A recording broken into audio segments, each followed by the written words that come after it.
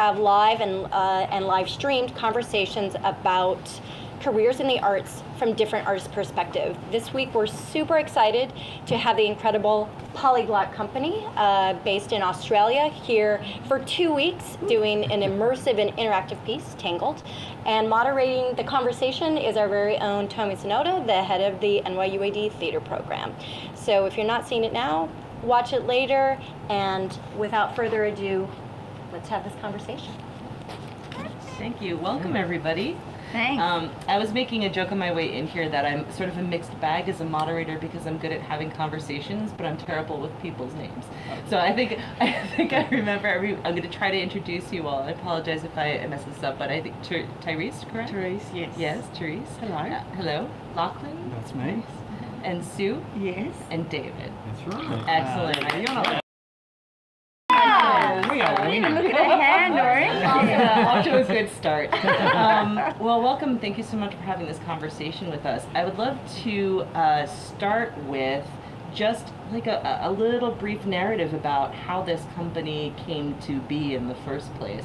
I know that a big part of what we're here to talk about is, we are in the Career Development Center to talk about how people make their way into a life in various kinds of fields. And I know that in the arts in general and in performance work in particular, that those paths can be very divergent from one another out in the field, and people sort of make their own way. There's not always a clear roadmap. I'm curious if you could talk a little bit about how each of you came to this particular work, and maybe starting a little bit with how this company came to be in the first place. Okay. Should I start with that? I think you need to start. All right. Back in the day. It was 1978 the company was founded, and it was founded as a puppetry theatre company. It was very little at that stage, and so that's our 40th birthday this year. Came on board with the company, it was year 2000. It was still a puppetry company. It was to expand. It had its first solid 3-year funding from the government, so it had come to a point where it was a little bit larger. It had been working really expansively through schools and doing this kind of a shape where you'd make a school work and then you'd do it in the theatre, the same work.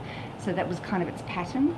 And then when I came on board, we decided to just really kind of pull it apart and expand it, and the company became much more involved in community process, working with children as participants in the artworks, and also working a lot more with public art and live art kind of concepts about kind of expanding puppetry into a whole bunch of different forms, but then also moving away from that as our identity. So Polyglot changed its identity into a contemporary arts company that involved all forms, multidisciplinary, and using children as our major lens.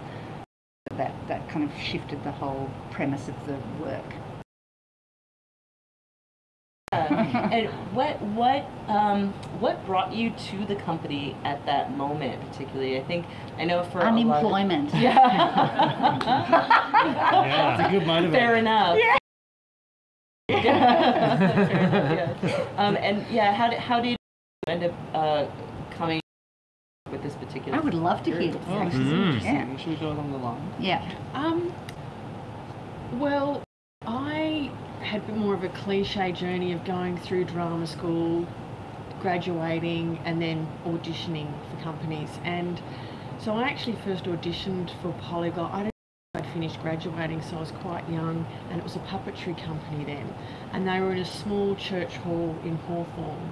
And I didn't get the job. But anyway, my majors at college. Well, I must have. I wasn't there then. No, this is a great part of the story. Because Exactly. It's good for people to know that just because you don't get the job you went for the first time does not mean you don't end up there. Yeah. And you still, So my majors at college were drama, acting and performance and design, and making. So at some point then I must have graduated, and then a few years down the track someone recommended me for a making job at Polyglot. So that was actually my first introduction to the work, was helping one of the set designers there. Ken Evans, actually, which is where we met Misha, who's one of the other artists with the company. He was on a show called The Little Prince, and I was helping with making the sets and costumes and maintaining the puppets. And then at some point, so at that point in my career, I was working both as an actor but also working assisting designers as well in making. And then artistic directors changed, and I went, well, actually, by the way, I'm also a performer. So then I started auditioning for some of their shows, which back then was more traditional theatre, and creating works for children, proscenium arch for children. And so I'd already been working with the company, and then I already knew Sue, and then Sue came on board as artistic director, and then it's probably a bit of a whirlwind after that, but yeah. Oh, actually, You were also, our community coordinator for a long time. yeah, for a couple of years I was the Community Art Link coordinator. So that was a new role, I think, at that point, which is beginning to introduce how a polyglot can build relationships with community and kids, and also marginalised kids and communities and schools. So I was doing that role as well as maybe performing on shows as well. Yeah, workshops, all sorts of things. Yeah, workshops. You've been with the company the longest out of all of us here. I think is that right? Misha and I started around the same. Well, we did start around the same time on the same Before me. job. Yeah. So over years ago. You must have been very young. I was so young, Lachlan. You wouldn't recognise me. 14, I think. And Lachlan, how did you get involved? How did I get involved? My first polyglot show. So I did creative arts at university, so that was sort of a mix of film and sound and performance and text and all sorts of stuff. And I met some really great friends at university, and we kind of formed this rabble who took a little fringe show to New York and bonded really strongly over there. And then we wrote a show together, which was a terrible kids show about being a superhero and finding your inner superpowers and that sort of thing. And we took it to a festival in Warrnambool called Fun for Kids. And it just so happened that around that time, one of my best friends that I was working with, Simon Abrahams, started working for Polyglot, started running the company with Sue. And he had brought Polyglots, We Built This City, to the same festival. And one of the performers in that show had to go home early, so I stepped in. Classic break. It's like That's Hollywood. right. So I stepped in and was amazing at it. Obviously. And then I was kind of in, and then some more work came up, some sort of touring puppetry work that they trained me on the job for, and then I just over the next few years managed to weasel my way into every aspect until they couldn't get rid of me. And There's a theme building here I here. am. I think 10, 11, 12 years later. People in our company are good all-rounders, basically. Yeah. We ask a lot of them, and they know how to do a lot. It's a very interesting combination of skills. I think that's the art. Like a lot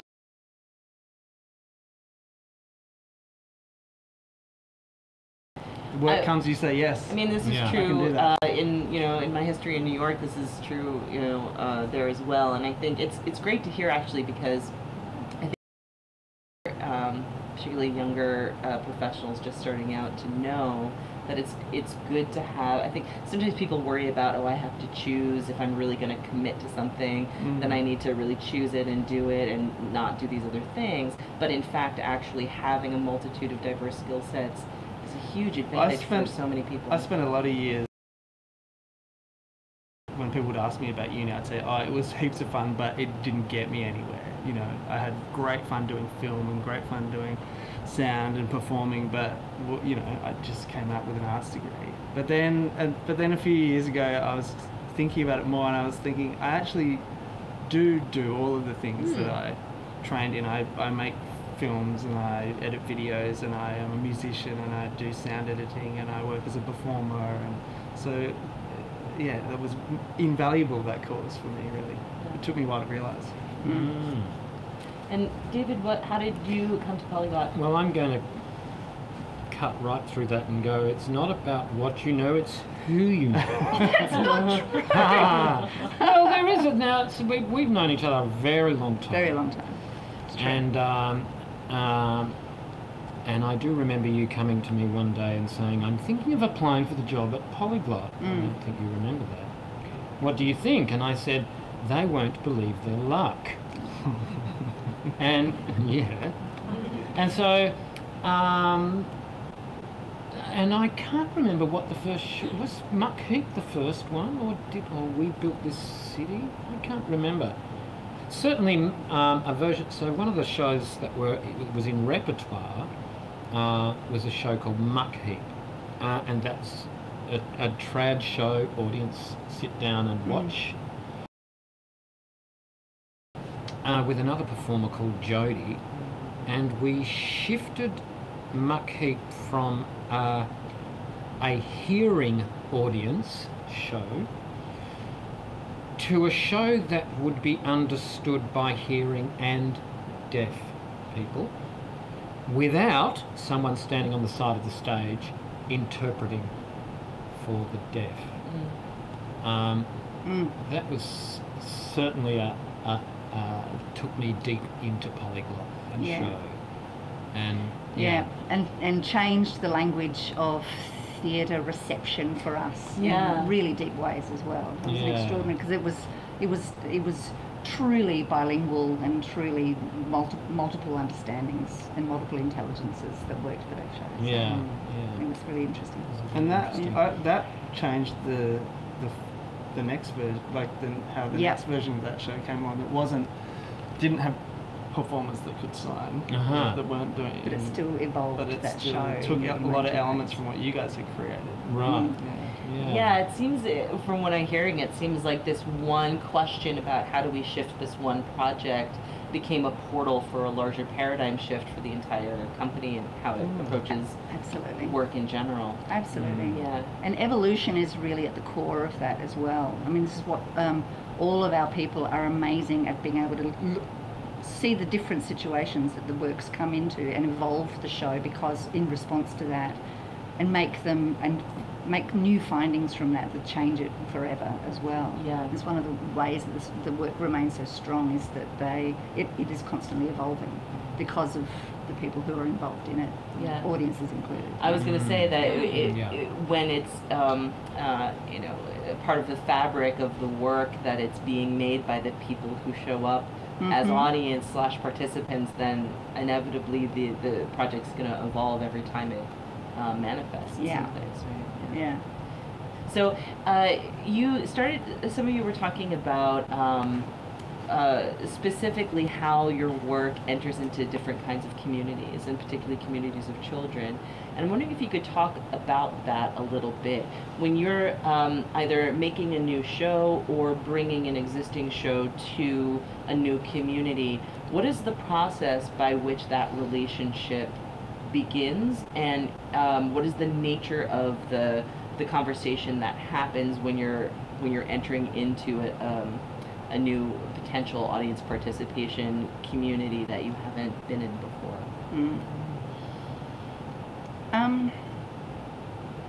You're right. Just digesting it, sort of going jink, jink. I guess we've got this, we have a bunch of schools that we try to work with as much as we can to develop new works.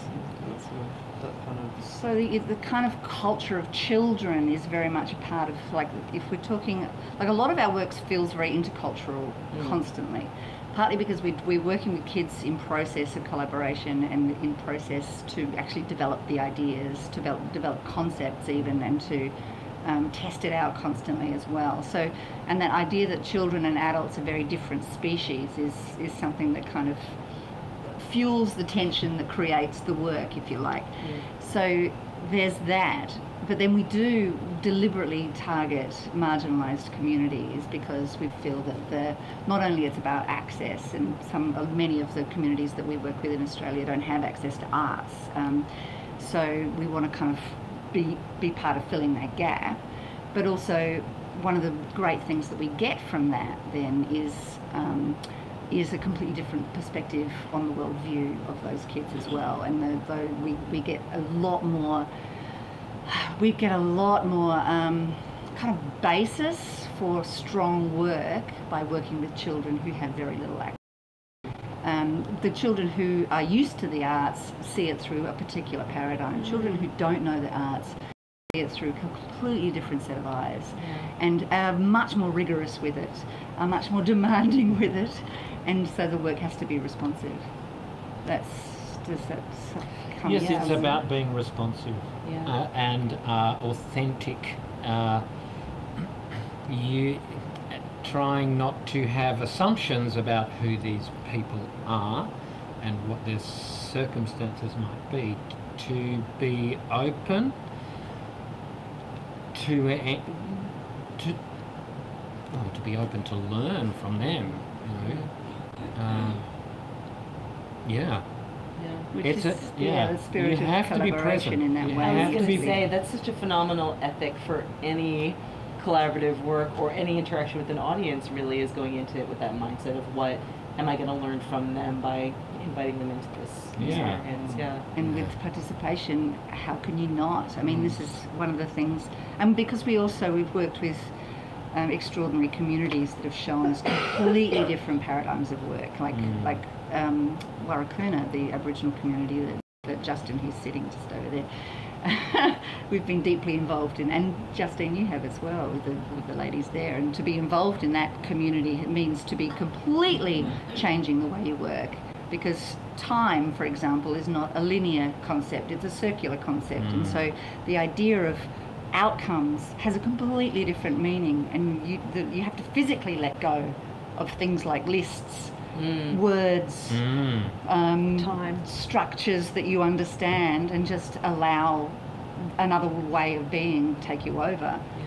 Sounds very kind of profound and No, but strange. it's very simple in practice. That True though, isn't it? being in going into an Aboriginal community in Central Australia, and this wasn't with Polyglot, but it's and a week and a half in, having done a different school on each day, and we found ourselves at this school, and we're giving our instruction on what activity we're going to do, and it's blank. It's a blank, and I went, come outside. And we went outside to the sand, and we drew the instructions in the sand. And they're all like, oh yeah, cool. So you want us to get into small groups, and and they just all got it. And that's us going, well, let's try and find a visual arts way, their way potentially, to explain the instruction. And it was a real revelation for us to dare to draw the instruction in the sand. It felt odd for a white person to be doing that, because we're very conscious of taking over or imposing, but also taking their way and putting it back.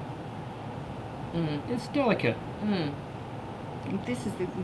It's fabulous being in those moments though when it is delicate and we don't know what's going on. And we do that a lot because we're often in really difficult schools as well, where you're just going, what's going on here? Particularly out there in Central Australia, where English is the third language potentially. So we're in Australia, everyone speaks English. Well, no, in the Aboriginal communities, they're nations in themselves and have 2 or 3 languages going on before English. So us crazy white dudes turning up to do our thing, and that's a serious language barrier. So it's pretty exciting plonking ourselves in that and trying to find a way through how to communicate clearly. Yeah, and so, and I imagine it has a massive impact on how the work itself shapes.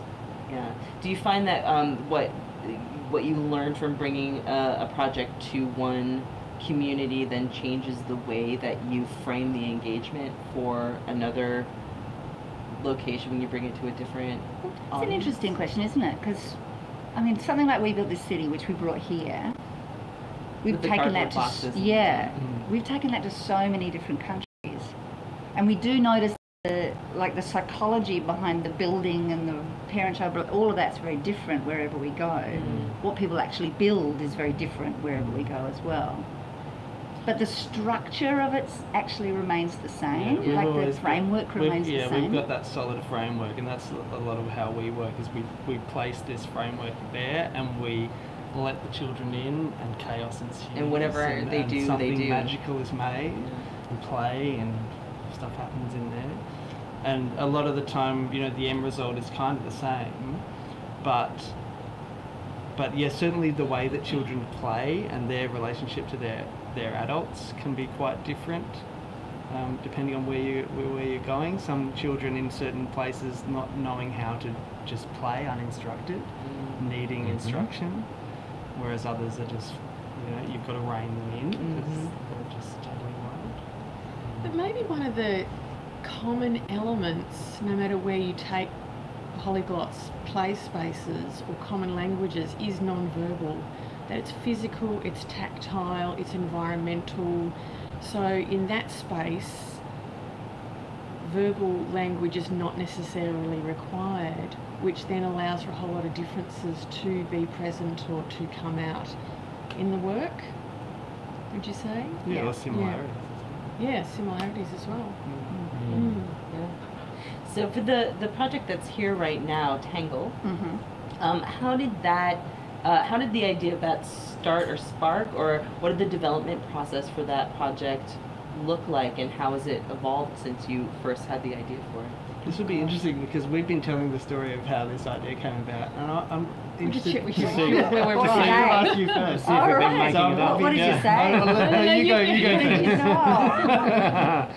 Well, I was basically asked to come up with another We Built This City, basically. Oh, wow. We've So- embellished that. From the artistic director, so I used to come up with all the ideas. Now the new plan is that all of these people come up with all the ideas now. So, but this one was, you know, that thing of my kids, actually every idea that has come through the company really is based on children's play. So my kids, who are now 20, 28, 24, but they used to make webs and traps in the trees with string, like connect, or in the kitchen table and the kitchen chairs, and just kind of make traps that things got caught in, and thought that'd be really cool. What if it was really big and we made a massive big trap, and then what if it was elastic? And then actually I think it was Simon also was helping on this elastic thing.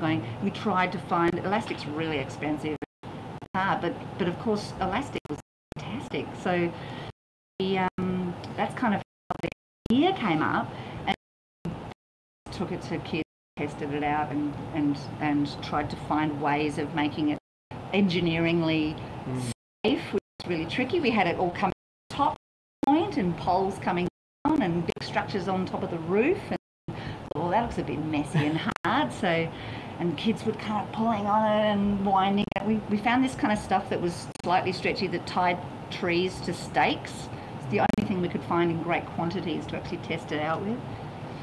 Anyway, long process, but we eventually found the kind of the embedded poles that could take a lot of push and pull, because the dynamics are massive. And when you get adults in there as well, and they're all just flailing around in the elastic, then yeah. We had an adult the other day that was suspended in the really thick tangle, bouncing up and down like it was a trampoline, and the poles just going. Okay.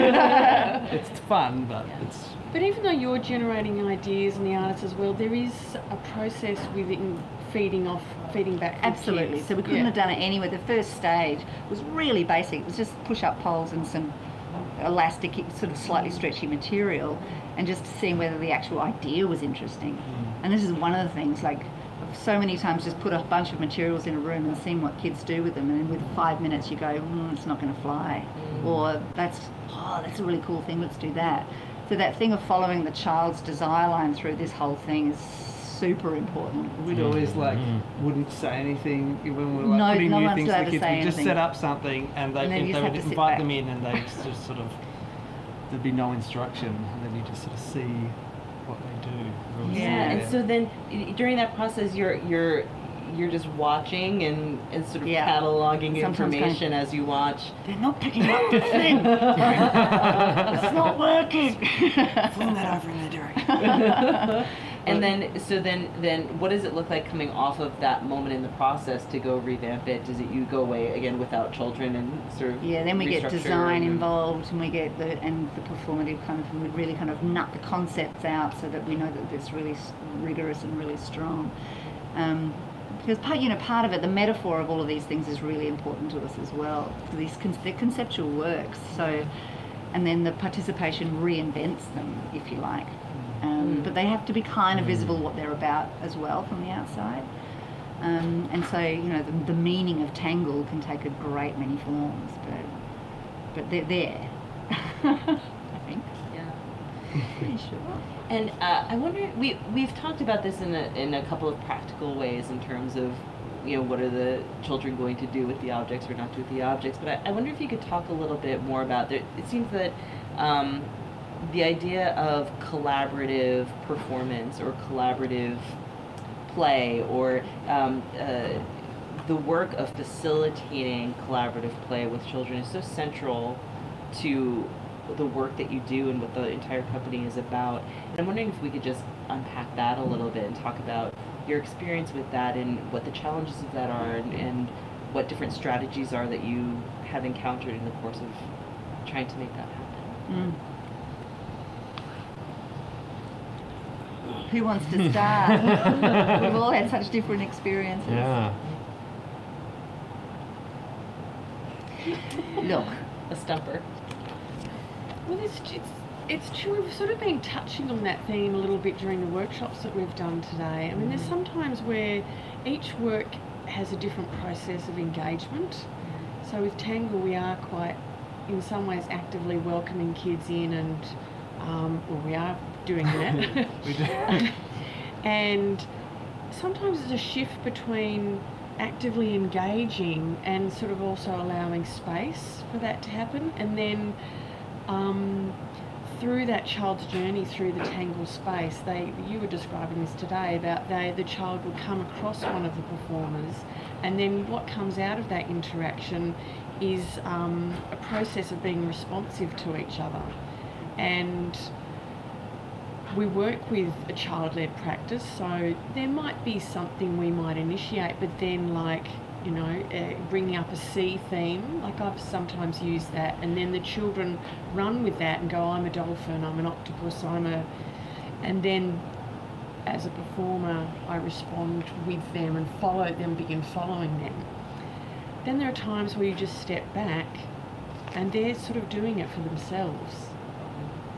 And in some ways your job's done then. You've facilitated and created an environment in which they feel able to. That's fully answering it, but it's beginning an answer. Yeah. there's a lot of, one of the most fascinating things that's happened during all the development of these works is the disengagement of the adult from the child, so that there is a deliberate movement away from what they're doing, because what they're doing is actually creating meaning by themselves. They don't need the facilitation of adults to actually make that happen. And in fact, it changes that relationship a lot. It makes it much more of an equal space in a lot of ways. Like ants, for example, which is a work with 3 giant ants, human-sized ants. Sometimes they say life-size ants, which doesn't work. Human-sized ants.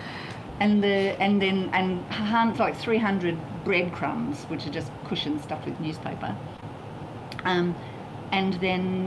And the ants are just moving them around, and the children, there's no words spoken at all, and the ants completely ignore the kids. They're just on task, they're just doing their task. And so the children have to work out what the rules of engagement are, they have to work out what's going on, and they very quickly become ants themselves and take over. And so then as soon as they start to take the crumbs into a new direction, the ants start following them. So it's a very easy shift into that child's desire line becomes the major form there. Now, whether that's collaboration or not is a different thing. It's kind of like almost like we're trying to exist on the same plane always. But in terms of collaboration, it's actually a super important reminder, because so often in projects there's one driver, or there's people who have greater power within that paradigm, or the ones who've come with the money, or like the work we did with Indonesia, where we're collaborating with a Paper Moon Puppet Theatre to do our last theatre work.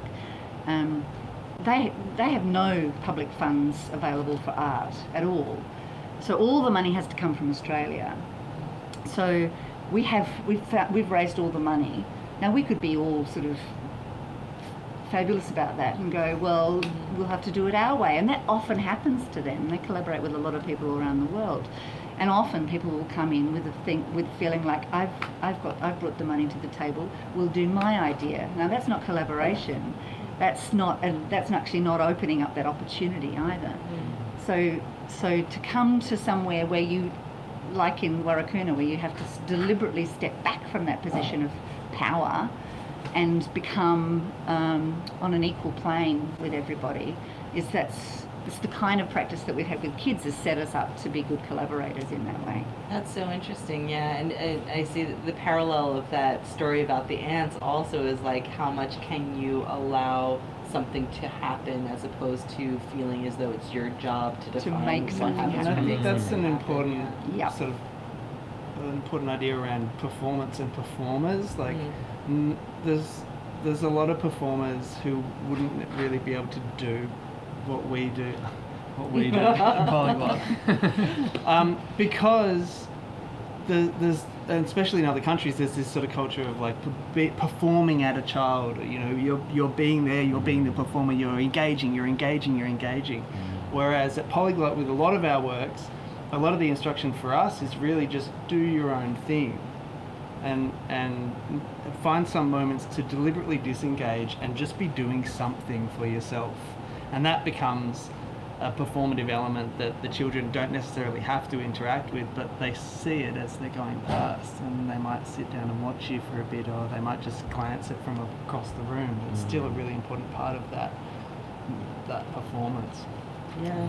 It sort of reminds me that that's also a point of tension too in Polyglot's work in bringing it to children or into schools or working with teachers, is the telling and guiding what to do versus the discovering of what to do. And even children can sometimes have that moment of going, depending on their experience, they're waiting for an adult to tell them what to do. And what's interesting about ants is that slowly but surely that sort of breaks down a little bit, and they find their own agency in discovering what to do. We'd help them find it when the ants go off on their break, because they work 30 minutes and then break for 30 minutes and come back. Just like real ants. Well, it's like real ants. Real life-size ants. Real life system. If the ants disappear, then the play will actually continue. And we've got to the point now where we actually do gather up the crumbs and sort of keep them under control. Once the first time we did it, the ants everyone continued. We had a massive pillow fight in the middle of Fed Square in Melbourne, where everyone's just picking up the crumbs, and it was grand final day, I think, and they were kicking them around. Everyone's having a ball. We came back out going, oh my goodness, what have we set loose? Coming out, and the kids had built like igloos and forts for Yeah, themselves. big forts and huge. One line was way down Flinders Street Station.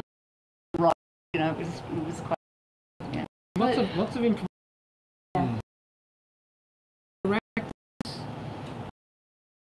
Always to leave them be. Is it to step right back and look at the whole space? I find myself doing that in Tangled. Step back. Where are the other performers? Have we got the space covered? Has any kid kind of having fun? They are really stuck in Tangled, and they're borderline. Right. So what is it? This is where all the multiplicity of tasks comes in, isn't it? You've got to be a facilitator, you've got to be a performer, you've got to be, you have the big picture in mind, you've got to be able to kind of talk and not talk, and just be very flexible around that. Responsive. Yeah, sometimes absolutely just be tangled. Just be tangled. I have great fun tangling up and dancing to the music. That shows shifting. Yeah. the first 5 minutes. Right, you don't get paid this week. Yeah. I was upside down. Making me think too that part of the collaboration experience for children is not actually just also with us, but they're often coming into experience with a whole lot of other kids and families that they don't know, and that they're, I don't know whether to call it accidental collaboration after we've just been to a workshop today about accidental equality, but there's an accidental collaboration that sort of happens. It's a bit more conscious maybe with ants, but we built this city. There's a collaborative experiencing happening with all the public that are coming to. And they're all Constant collaborating. negotiation of territory, negotiation of boundaries. And they're all making that mingling of boundaries where suddenly you are crawling underneath somebody else's body, strangers meeting strangers. Tangled, that's definitely. And creating that artwork in the process. Yeah, well, that's the thing when you.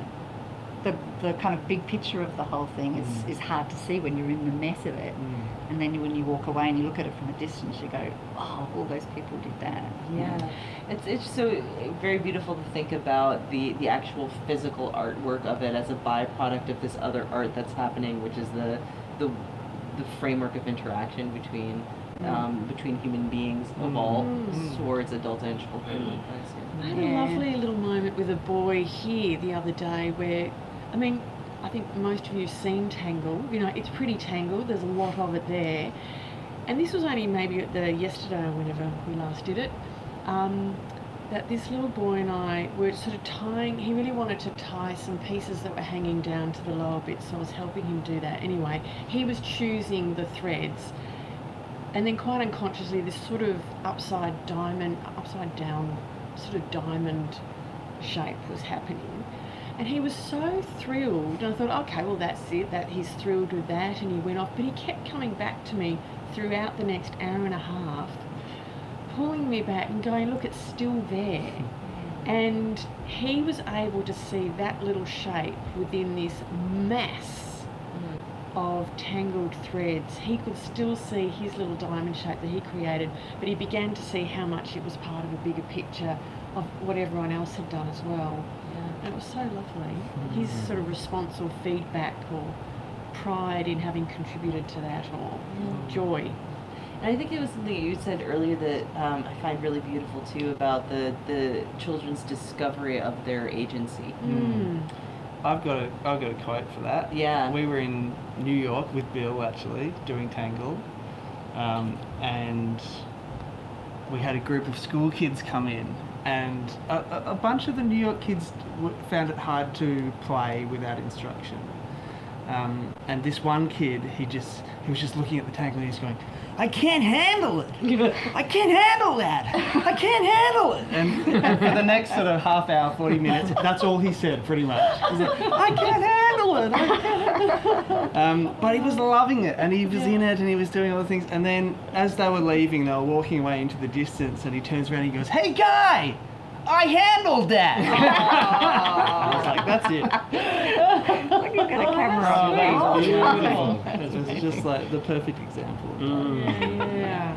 Have the freedom to take risk inside of a very uncomfortable situation, and have a path to get to the other side of it and be like, oh, I can do that. Yeah, and Now what can risk I is do? a really important world. This is a very, very risk-adverse world that we're in. And the more that we can offer places where kids can, like even to, like one of my experiences was just noticing how resilient children are when faced with injury. For example, like a bit of a tangle burn on the arm. Is that going to like stop everything? And for some kids, it kind of, my arm hurts, and you just go, like my brain's going, just give it a rub. You know? But you go, okay, so is that going to stop you doing things? And when we're looking at kids, and this is probably a like very urban situation that we're in here, with perhaps not much backyard behaviour or tree climbing or a chance to get hurt almost. And that's becoming more and more of a rarity, isn't it? Like kids just haven't got that kind of risk factor in their everyday lives. They can fall over and get up again, fall over and get up again. Whereas when we do this, we built this city in a very small country town in western Tasmania, in Queenstown. like they were a tough mob, and and the parents didn't care either. Everyone was just like, whatever kind of thing. And the boxes would fall on these tiny children, and everyone would go, nothing's wrong here. At one point we turned around and there's this huge pile of boxes against the back wall with a child on top of it. And all of us are going, no! Running towards them, and the parents are going, hey, Celia, get out! And that was it, you know, there was no problem about that. So the different sensibilities where you are about, but this idea of the resilient child and being able to take a risk and being able to fall down and scratch your knee and be proud of that. And so sometimes part of the job actually is the helicopter parent who is watching the child play and our job is to find a way to take them away. Well, just get in the way of that parent. Now, sometimes that really is a physical, just quietly, just physically get in the way of the parent and give the child the freedom to disappear a little bit. And I've even here at Tangled, oh, you can't do that, and the parent, you can't do that, and I went, oh, yeah, they can. They can. Yeah. And so that's the it's pretty hard for that parent parent to then Yeah. I mean, risk is an interesting thing because it's so connected. It's just making me think now that how much it's connected to curiosity and being an explorer, and that sort of they go a little bit hand in hand. You can only explore so far before you kind of do have to take a little bit of a risk to really dive into that exploration or follow that curiosity. And it's a quality that we need as adults so badly. And that curiosity, imagination and risk in terms of any sorts of exploration to any field at all. And if the kids aren't experiencing that, then, you know, that's... Where do you learn the Where skill do you set to learn take that ability to be able to jump off a cliff? Once we got to this conversation about risk, really all play is about risk taking, right? That's kind of what play teaches is the ability to not know what's on the other side of a moment, right? And this story about the little burn on the arm and this question of like, okay, is that going to stop you from playing? That is such a beautiful framework to ask that through, right? You know, because I remember that as a child myself as well, and I see it in little kids all the time about of that moment of like, okay, I could opt out now. That, something has happened that's given me a get out ticket. And to stay in a safe place. And then also I have memories of choosing that get out ticket in moments of my childhood and then being really sad about it and seeing other people who have not opted out who are still in it. I'm like, oh, I could have been in it and I'm not. And you know, and I think that learning moment is so important, even in the moment where they're like, yes, I can't play anymore because I have this rug burn, so I'm gonna go and I'm gonna cry. That there's learning in that too, because now you're out of the play. You don't get the reward of what's on the other side of that. But sometimes it's okay to opt out as well. Sometimes you do need to opt out. It's true. And you can opt back in. And you can opt back in. Yeah. But just following on from that relationship with parents, I mean, it's particularly in Tangle, there's also room or space, you know, I've had a couple of experiences in this week of how to engage with the parents, or, you know, so I've had a child come up to me, help me tangle up my mum. So I just follow that child's instruction, and if I'm reading the parents' kind of responsiveness well, which so far so good, I just help tangle up the parent and then I leave them to it.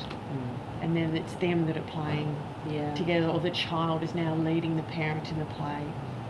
I had a little girl and she was a perfect height to be under the lower layer of Tangle, and so she could get about really easily. And so we were playing this game where I would get her a long bit of Tangle and she would choose which adult we were going to tangle up, and then we'd go under and we'd tangle up the adult, and she was saying, only the mums, and so we'd find all the mums and we'd tangle up their legs and we'd pick the next one, and that way, and she didn't know any of them. But that way of engaging the adults, and often you'll get, you know, adults standing around the outside on their phones or talking with each other. And then look down. And so being able to subvert that by tying a tangle onto a pole and winding it around the loop of their handbag or right around their leg and attached to another person, and you get this line of adults that are all connected and have no idea what to do about it because they can't get out. Correct. And they're all stuck together. And then they have to engage. And they're now in. And we've put them in it. Yeah. Well, and the children have put them in it, right? That gives the children the opportunity to be like, no, you are now a part of this game. Yeah. We talk about tangle though because it's one of the hardest ones for adults to engage in fact, isn't it? It's because it's just hard for them. It was really great seeing some of the students in there on the last session because we had having big adults in the space is fantastic because the kids get extra heft. They've got, like, people are just kind of using it like a trampoline and it's really nice having that combination of bodies, but adults do find it quite, because it's so chaotic and they know that they're going to have to go into some very strong physical shapes to get through it. And they're already at a disadvantage when they come in height-wise.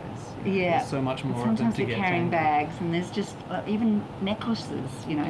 Buttons. You just... I showed I was just looking for a quote. I showed a picture of Tangled and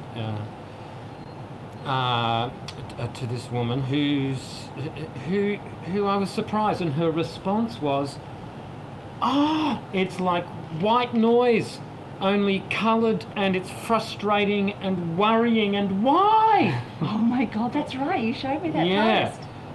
And so she's read it in a very panicky way. Wow. Yeah. Anxiety Freaked out by producing. it. It's just anxiety. It's anxiety producing. Yeah, that's kind of interesting.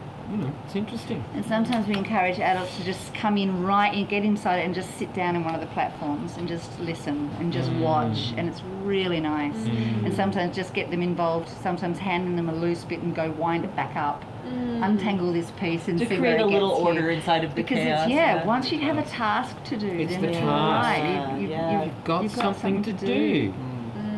So got to take care of the adults more than the children. It's true. It's true. So that's the other one. The fellow who turned up, who wanted his money back. I bought a ticket. It's not for me. It's for my children. And one of the staff here convinced him, well, Give it a go. give it a go. You bought your ticket, give it a go. And the next time I saw him was when it was all over, and he's going, that was fantastic. That was so good. Thank you so much. Without a reference to the fact that he wanted his money back an hour and a half before because it just wasn't for him. So it's about trying the those who. unknown. Even a This simple is risk. our other job is to help people. The adults find their way in to play with their kids. To play and To play it all, right? Yeah. I mean, it's what Play you it were all. saying earlier, Sue, too, right? That we as adults also need to relearn how to take those risks. It is a bigger risk, as you were saying, like to get up in that tangled mess as a fully grown human is a different kind of risk than it is for a small child, and that there is a learning that need towards risk and resilience and play that needs to happen for us also. And having watched, on a number of different projects now, you just see children, some who desperately want to play with their parents. They really, really crave it. They want that opportunity. Yeah. And we see sometimes where the parent, they're my words, doesn't know how to, can't be seen to. Well, also, authenticity in that is really hard as well. Like if you're feeling like you're faking it, or like if you don't want to, then you can pretend. But it's like anyone. Like authenticity of play is what's your authentic experience within that? That guy went in and had a proper authentic experience where he enjoyed himself on his own level. But people trying to get down to a child's level if they're not comfortable there is that's a really awkward space. And you can see it in parents, but also in performers working with children as well. That authenticity, like what is it? Why am I interested in this? And if I go and follow this child for a minute, maybe I'll find what that interest is. But Yeah, it's an interesting territory because we forget it, and it's really easy not to, and it's easy to sit down and look at our phones and. I think that's one thing that kids find so amazing and hilarious and crazy about experiencing a polyglot show is that they've got an adult who is just being insane, who is just crazy and just acting like a child, and they don't know what to make of it, but they love it and they go with it. I think it's great for kids to see adults doing stuff like that. Yeah, I had a kid very clearly going, what are you, you're old. And trying to figure it. You can't, how come you're, and to see that it's possible for adults to be in play like that is really great. Yeah. And this question of authenticity is so core to really all live performance, isn't it? That of being present to the moment that you're in as authentic a way as you possibly can. And tuning in to the environment, to the people that you're playing with. How do you read that? Yeah. Well, and so this is another question that I have in my pocket and I'm curious to ask you about. So, Lachlan, you were talking about how you're doing some film work and you're doing some sound work, and do you all have things that creative pursuits, or some of you have creative pursuits you do outside of Polyglot as well? Yes. And I'm curious about how this experience. Not me. Oh no. Yeah, well, I would imagine Yes, you as What? You do other things other than polyglot. Oh, yeah, that's true, I do. I lied. How this work and being in this kind of process, having a muscularity developed around this kind of mode of engagement, how that has shifted the way that you approach other things, or has it? Are you aware of that muscularity or the muscle memory of this way of working bleeding into the way that you take on other endeavors or find yourself living inside of those other things? I used to like this expression muscularity. I like that one. You could rewind and watch my facials as you said it. I used to work as a teaching artist for many years at the Arts Centre, which is one of our big main arts centres in Melbourne. And I think over that time I was teaching there and doing polyglot work, I felt like I was definitely influenced by that process and began shifting the way I was teaching with those kids, and also the way with another theatre company that I work with that does sort of some outdoor street theatre work and often has interaction with children. I think it permeated into that space as well. Yeah, I think and the way that we work collaboratively in Polyglot with other performers teaches you an immense amount about how you work with other performers outside of that. That never stops. Yeah, never stops. Yeah, it is. And we also, like, all of these people have worked with us for so long as well. Like, there's an incredible kind of history, but there's also an incredible amount of analysis involved in that. And like, I think all the people that we work with think really deeply about the work and why. And it's not like doing a gig. Like, I think people do actually come on board with a real sense that they want to keep that philosophy and examine the philosophy of the work, which has developed because of all these people as well. So all the journeys are very connected. For me, just seeing how people after, like, how many years have you been? 11. Must be 11 years you've been with the company. 20 years. Since the crack, like, so long. Really, like, mature artists. Yeah. Highly immature artists. Most Highly of the immature time. artists. Mature in their work of behaving immaturely. Yeah, I think there's something about And then, just that reciprocal thing, because they've all got lives outside of Polyglot, we get all the richness of that as well. Yeah. So Yeah, all so of it's the other two ways, lives, two ways. it's absolutely. yeah, that's what I was. Oh, sorry. Well, that's what I was going to say. Please It's say it. similar. Well, there's a certain kind of performer who can work at Polyglot, and I'm one of those, like Lachlan. And But we bring something to Polyglot that we have. So I mean, improvisation for me is massive in my work, and being authentic. So Polyglot's a fabulous fit for that. And all the other work that I do. So they do all blend and bleed. There's a form, a style, a place where I work, how I work, and it's a good fit for Polyglot. Sometimes, for certain things. Yeah, we wouldn't ask you to do some things. No. It's worth defining what that element is. What defines then what kind of performer needs to perform this kind of work? It reminds me of how if you're doing ensemble work or group work, there's a part of you that steps aside to think about the greater, for want of a better word, good, to work with creating a group experience. I think there's something here about a child-led practice as a performer is that ability to be stepping a part of yourself aside that's different in other performance work. I don't know if that's the right way to articulate. Does someone want to elaborate? Yeah, well, look, it's an interesting thing. Sometimes you get a new artist in and you can see almost immediately that they're not really interested in children. And you don't even have to like them necessarily. You do have to be interested. You have to be interested. Interested in the relationship with children. And these are good performers, good people, trained, right, Yeah, experts. But you can just see, you're not into this. It's more about their performance than it's so interactive at Polyglot. It's so interactive.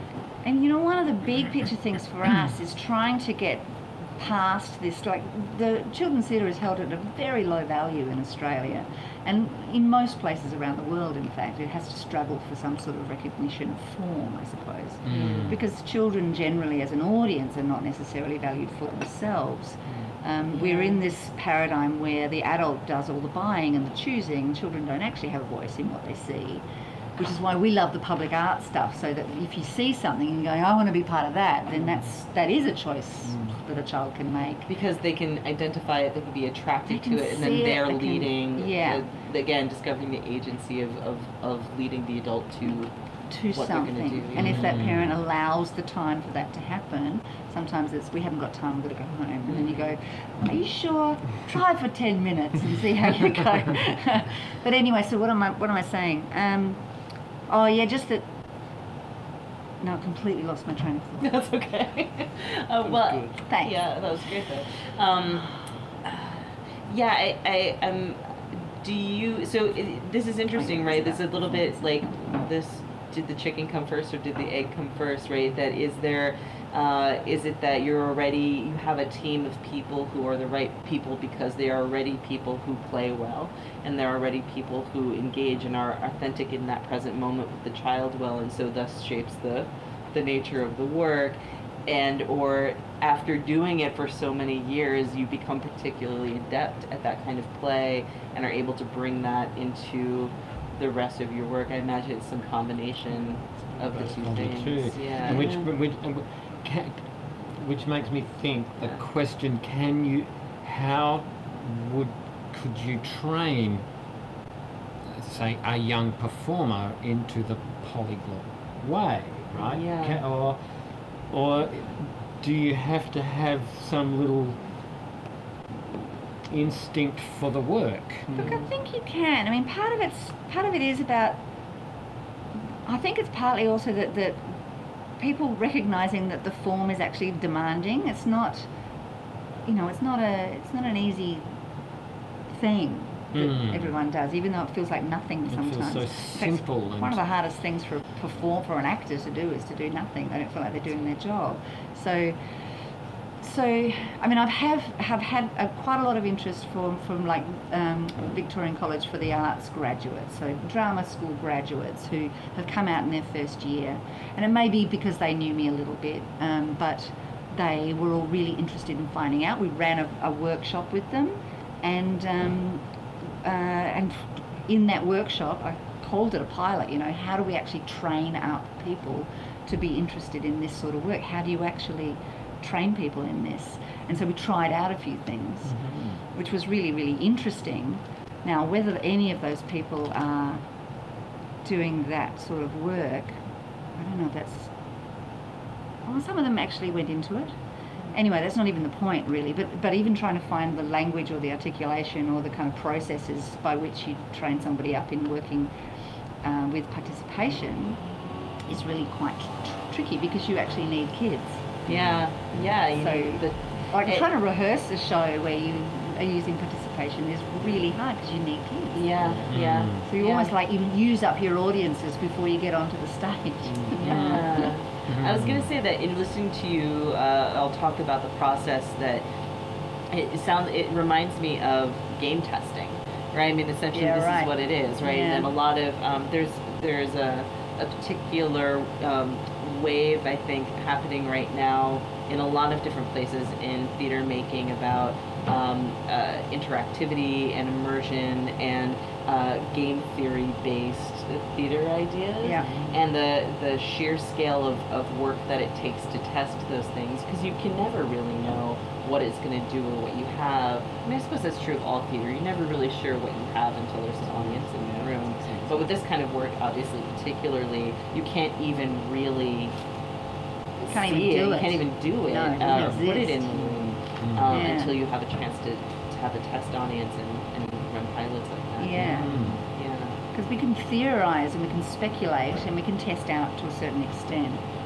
Yeah, and there's experience, there's knowledge. There's lots of so experience, that's right. So you kind of know you're on the right track. But this magic of discovery that you talk about, and this whole idea of the moment where the child discovers agency or discovers a possibility in the work that you may or may not have known was built into what you created, that part of it is never really present until you get woken. And I think that's a lot of learning on the fly.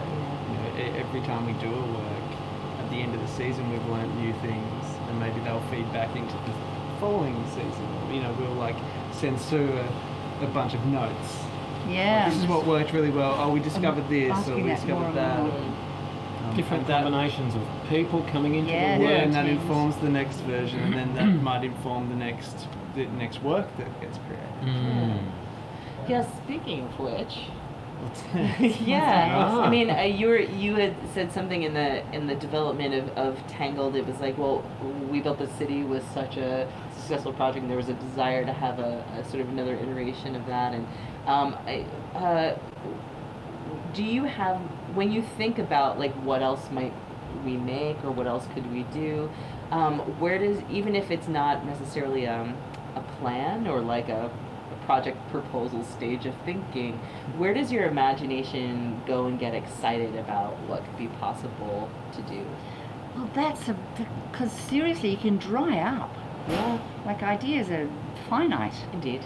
Yeah. It's hard when you're trying, when there's when you also that have to history. force What's it, it's the next? really tricky. What's the next big work? We had a big sit around with a bunch of the core artists. And we were, right, what's the next work? And there were some amazing ideas, but gosh, it's hard. It's really hard, because also then you all this experience, then you clock in, you go, that's not going to fly, or that's what not about? We've done that. No, we've done that. What yeah. about? No, we've done that. But then, something like there's a new project that we're developing that is based on dirt, on sand and digging, and so we got a few of us together. That did come out of that. It did, yeah. So things just kind of settle. I mean, often it is. Sometimes I'll just go into a school and sit in a playground and watch, and that's really amazing. And sometimes we all get together and there's been or there's stimulus that a space brings to us. Like this one was stimulated by this incredible space in Sydney, where you just go, oh, really want to make a work for this. What's it going to be? And then thinking and looking at the whole sort of surround, like it's been really interesting actually, and bringing kids into that process and knowing how much kids love to dig and move dirt around, and that great thing between an adult construction site and children's construction site, which means that kids actually they don't care what the outcome is, at all. It's all about the process, and all those great playgrounds that the Danish do, and that they've done it in America as well, of just a whole bunch of materials in a place, and you just build things, and nothing ever gets made, but everyone's just banging with hammers and moving stuff around. And so this thing that the kids are always about the process, never about the end product. Play doesn't end. Play continues. Games have structure, but the play goes on. And That's so that's a really amazing distinction. Yeah, I hadn't really thought about that. we were talking about that. You must have done that with that workshop today too, examining those two different sides of things. It's really interesting. Yeah, so there's basically, a whole bunch of different ways, and collaboration's a huge part of that. When you're putting two mobs together and they're actually coming up with something together, something gets created that is brand new. Yeah. And if that's about getting a group of kids you've never worked with before and a bunch of materials you've never worked with before, and just see what happens there. Or if it's about going to a particular community and going, we don't understand each other, let's see what that happens between the two of us. I guess the drive to always make new things is often always for us also about survival of the company. You've got to have new product because the market demands it. You've taken all your works, everybody knows, so what's the new best thing? And in a way, that's a stimulus as well. Yeah, which is, I imagine, I understand, is also a quite difficult place to be in. Yeah. And I love this idea of something built on digging, though. Yeah. That's because all of the work I know is very tactile, as you were talking about. Yeah. It's a task you're engaged in, but the level of tactile engagement when you're really like digging in dirt or sand is a whole other level. Yeah. And can be really a full. I mean, I guess Tangled is also a full body tactile experience. Entirely full body. Yeah. But that to get into the earth or to get into the ground, to get dirty, to be okay. Exactly. That's right. But you know what? Because we looked at dirt. Dirt's really hard. Yeah, dirt is really. People have terrible fears about dirt. Yeah. So it might have to be sand, but even so, there's ways. That's too bad. We could do sand here. I'd like to do mud one day. I always want to do mud, and everyone's going, mud, Well, that's where I've gone. With the dirt is like, and add a bucket of water. People are really worried about cleanliness of things. Swim in it. Safety, the whole, this is where risk comes in for us at risk and children and families, safety around that. Yeah, that must be really complex, finding the boundary between productive risk and problematic risk, or, what is really good danger and what is potentially terrible danger, and how to walk that line. That's coming into Tangled. Because I'm Tangled, by the way. It's not Tangled. Tangled. I'm pretty new to Tangled, and I am immediately. But doesn't it get caught around straight away? Tested. Yeah. But doesn't it get? But what happens when it? Isn't it? Yeah. So that's and as a parent, I'm a parent, so I'm immediately looking at the risk. Yeah, well, it's regulation. I'm curious that's where I go. And that's what everyone went to. And it's simply so rare. It happens so rarely. It was one of the first things we did test because we had little tiny children in there, and a baby's anything around their neck, they'll just do this. Yeah. It's an instinctive action. It was really interesting. And when we first tested it all out, we had little tiny ones through to 12-year-olds, and this was from baby age. And then as a performer, if I see this, I know exactly what that is. This is a child who's got it round their neck. Yes, and are they in danger? No, they're sorted. Yeah. They've got it sorted. So that's the performer, that's a little sign for me. That language, this means it is around their neck. Yeah. And they're fine. They're fine. Clear it up. Yeah. Or they're not. Or you can see, oh no, they can't get it off. So intervene. Yeah. It's real easy. It's real quick. And this goes back to what you were saying before about what is this the time for? Is it the time to step in and try to help a situation, or is it the time to let it work itself out? Also, this great thing about for freedom, we're trying to offer freedom, but we're also demanding responsibility. So all those children have to take responsibility for themselves to a large extent. And that's awesome, I reckon. It's like with We Built the City. Like we've been doing that project for 18 years now, around the world. It was invented in 17 years. It was invented in 2001, and we haven't had any Yeah, go on it someplace, yes. Yeah, out loud. Zero. Definitely. no accident.